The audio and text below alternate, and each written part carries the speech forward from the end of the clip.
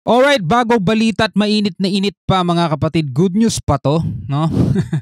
Alam naman natin kasi kung paano kausap tong China eh. Ito nagkasundo ang China at Pilipinas na pahupain ang tensyon sa West Philippine Sea mga kapatid. Dun sa part na yun, no, good news yun mga tol. Good news talaga yun kung pahuhupain ang tensyon at nagkasundo ang dalawang bansa. Which is para sa ating mga Pilipino mga tol, makakahinga tayo ng maluwag. Alright? Kabilang yan sa pinag-usapan sa Bilateral Consultation Mechanism o BCM ng dalawang bansa. Kapayapaan din ang panawagan ni Pope Francis ayon sa pinakamataas na diplomatic official ng Vatican na narito ngayon sa Pilipinas. Para sa mga ayaw ng gera tulad natin mga tol, tulad ko, ayaw ko niyan, good news yan. Pero sana mga tol, etong usapang to ay hindi lang usapang hangin. 'Di ba? Sana tumupad ang China dito sa mga kung ano man yung mga naging kasunduan para pahupain ng gulo o tensyon. Kasi iba yung sinasabi nila sa usapan eh. Pero pagdating dun sa dagat, iba na rin ang action ng mga Coast Guard nila mga tol. Yun ang problema dyan eh. Well anyway, panoorin natin to mula sa GMA Integrated. Bigyan natin to ng reaction and commentary itong balitang to. Bago yan, huwag mong kalimutan mag-subscribe. Click mo na rin ang notification bell para ma-notify ka whenever na may mga bago tayong reaction video tulad nito. Huwag na natin patagalin pa. Panoorin na natin to mga kapatid. Pilipinas na pahupain ang tensyon sa West Philippine Sea. Kabilang po yan sa pinag-usapan sa Bilateral Consultation Mechanism o BCM ng dalawang bansa. Kapayapaan din ang panawagan ni Pope Francis ayon sa pinakamataas na diplomatic official ng Vatican na narito ngayon sa Pilipinas. Saksi si JP Soriano. Siyempre, kapayapaan ng panawagan ng bawat isa.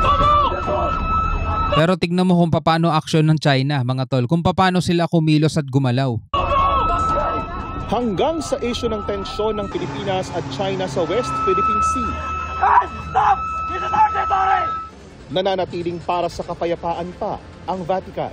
Pero may binigyang diin ito sa unang pagkakataon ng pagkasalita sa issue sa pamamagitan ng pinakamataas itong diplomatic official na si Archbishop Paul R. Gallagher na nasa Pilipinas ngayon.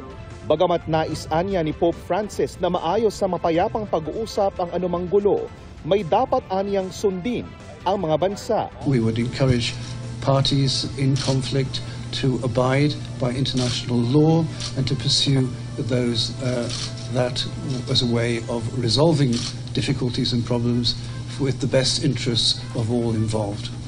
Hindi direktang tinukoy pero bahagi na ng international law ang 2016 arbitral ruling na nagbabasura sa pang-aangkin ng China sa halos buong South China Sea, kabilang ang West Philippine Sea.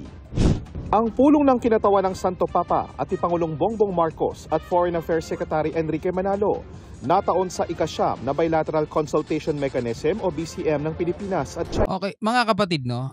Maganda yung panawagan naman ng Vatican para sa kapayapaan. Ang problema mga tol, ang tanong, yan ba ay kikilalanin ng China?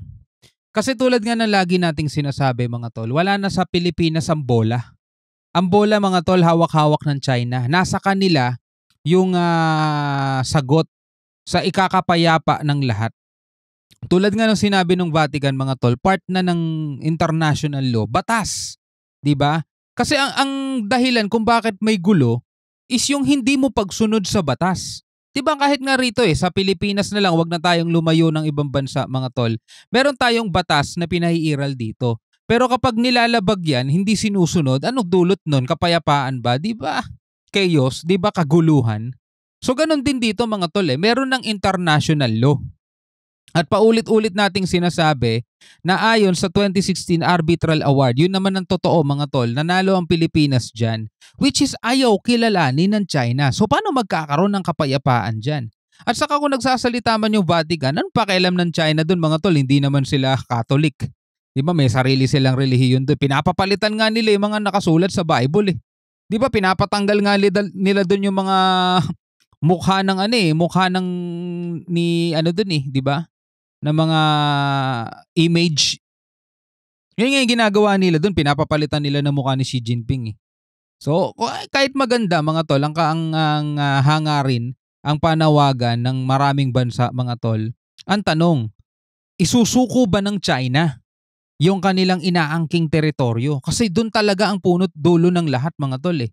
Kapag ang China natutong kilalanin ang UNCLOS, which is nakapirma sila dyan, at natutong igalang ang international law at yung arbitral award, tapos yan mga tol. Wala nang kaguluhan dyan, payapa na yan. Diba? Wala sa Pilipinas ang ano dun eh. Kahit na hindi tayo pumalag, kahit na hindi tayo gumawa ng mga mararahas na hakbang, kahit na hindi tayo magsasalita mga tol.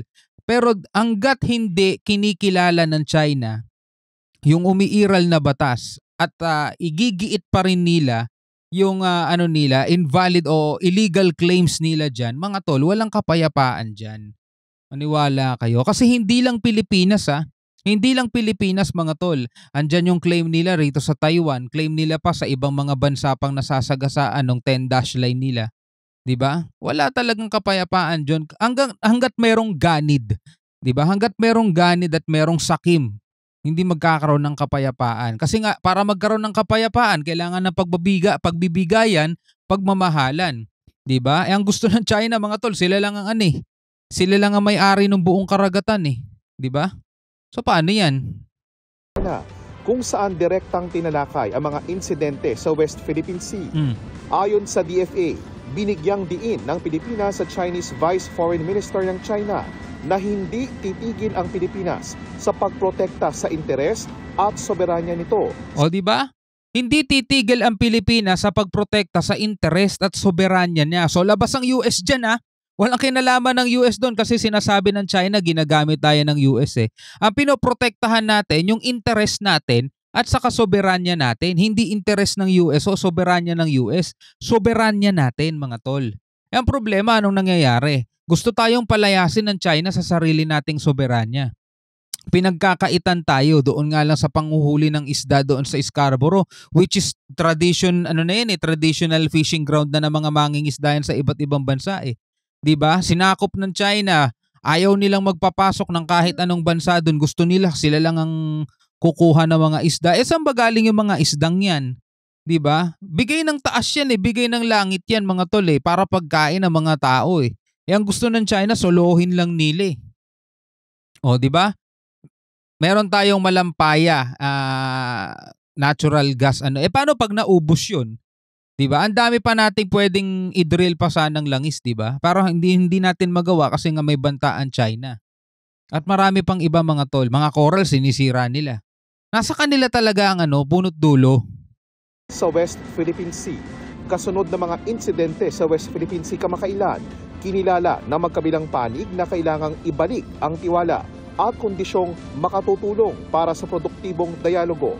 Kasama sa mga pinag-usapan ang Ayungin Shoal. Nangako ang dalawang bansa na pahuhupain ang tensyon at ipagpapatuloy ang pag-uusap. O yan tandaan natin yan mga tol.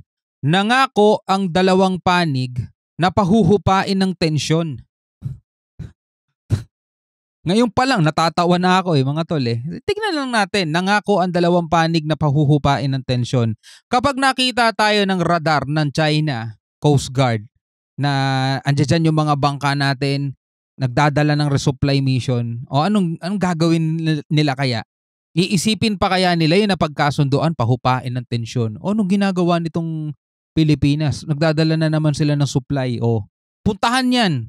Ayan na naman ang mga banggaan mga tol. Diba? Kasi ang gusto ng China mga tol is magpaalam tayo sa kanila. Tapos i-check nila kung ano yung mga daladala natin. Pag nakita nila mga pagkain at tubig lang yan, saka lang tayo padadaanin ng mapayapa. Ganun ang gusto nilang mangyari. Tayo naman bilang mga Pilipino, syempre kahit papano may ego tayo mga tol, ba't namin kailangan magpaalam sa inyo? Amin yan. O diba? So asan na kapayapaan dun? Ang gusto ng China, alisin nyo na yung barko dyan. Illegal na nakasadsad yan dyan. Alisin nyo na yung BRP Sierra Madre na yan. Huwag kayong magdala ng reinforcement dyan. O sasabihin ng Pilipinas, ba't namin naalisin yan? Amin yan. Diba? O asan ang magiging kapayapaan doon mga tol? Ito magiging payapa Kung magsusupply tayo dyan ng pagkain, reinforcement, tapos hindi tayo papansinin ng China. Walang problema kung nandiyan dyan yung mga China Coast Guard. Walang problema. Basta wag lang nila tayo pansinin. Wag nila tayong harangin. Payapa mga tol. Hindi naman natin sila pinapaalis O sige, dyan lang kayo. O sige, kung yan na yung kinakamkam nyo, sige dyan lang kayo. Pero wag nyo kami pipigilan kung ano yung ginagawa namin. Diba? Ilang problema sa kanila eh. Pinag-usapan din ang posibleng forum sa Marine Scientific and Technological Cooperation at pagdaraos ng ika-10 BCM sa China. We noted our shared perspective that amidst the various international challenges and conflicts, the international community must be united in preserving a world where differences are resolved peacefully and on the basis of international law. Dahil halos 80% ng Pilipino ay Katoliko, tinanong ang Arsobispo kung nagpaabot ba ito ng mensahe sa Pilipinas kaugnay ng divorce bill na pumasa na sa House of Representatives. Sa ngayon, Talaga oh. Ay naku po, pati yung nakasulat sa Bible gustong baguhin ng mga tao. Sabi sa Bible, ang pinagsama ng langit wag papaghihiwalayin ng lupa. Pero tingnan nyo, nakapasa. Divorce bill. Talaga naman oo. Sa bagay mga tol, sa China nga hindi naman sila Catholic, hindi naman sila Christian country eh. Pero tignan mo doon, bawal ang sugal sa kanila. 'Di ba? Samantalang dito sa atin, no, masyado tayong kung ano-anong pagiging natin, hipokrito masyado tayo eh. Samantalang ito, gobyerno natin, pinapayagan nila iba't ibang klase ng sugal dito. Ang daming mga taong nalululong sa sugal, nasisira yung buhay nila dahil dyan. O tingnan nyo, pinapasok natin yung Pogo para daw sa kikitain ng gobyerno. Ano nangyari? Naging portal ng mga masasamang loob. Grabe. Vatican at Pilipinas na lang ang walang diborsyo sa buong mundo.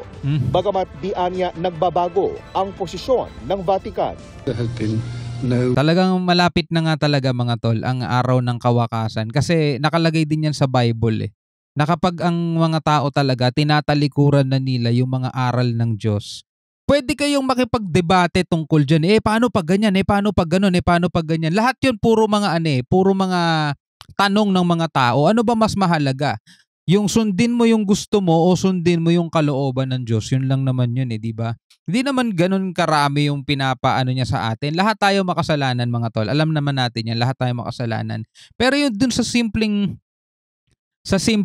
pahalagahan natin mga tol, yung kanyang mga utos tungkol halimbawa na lang dito sa simpleng bagay na to, di ba? Sakdal yan di ba? Ang pagpapakasal. Kaya nga dapat mga tol, nananaig sa atin lahat yung 10 utos Kaso nakalagay na nga, di ba? Ang pinagsama ng langit wag papaghihiwalayin ng lupa. Kaso eto. Pilipinas na nga lang daw ang walang diborsyo. Pinapayagan na ng napakaraming bansa maghiwalay. Pinapayagan na ng batas maghiwalay. Ayun ang nangyari. Communications between Rome and the local Catholic Church. Certainly no diplomatic overtures to the department or to the government. Pero may mensahe ang Vatican sa mga Pilipinong Katoliko, kabilang ang mga politiko. We would obviously encourage Filipino Catholics, particularly their political leaders, to listen to their pastors and to try and offer whatever is the best approach to this. At dahil ipauubayan na raw na sa tupapa ang pahayag kaugnay sa Absolute Divorce Bill sa Pilipinas, sabi ni Archbishop Gallagher na katakda niyang pulungin ng mga obispo ng Catholic Bishops' Conference of the Philippines sa isang plenary meeting sa mga susunod na araw. Para sa GMA Integrated News, JP Soriano. Lahat talaga. Pagulo ng pagulo mundo mga tol. Lahat, karamihan talaga mga tol. Natutupad lahat ng hula na nakasulat sa banal na kasulatan. Diba? Malapit na talaga mga kapatid, no? Anyway, bilang isang Pilipino, ano masasabi mo rito? Comment ka na lang sa ibaba. Hanggang sa muli, ako nga pala si Shobaldi. Peace out.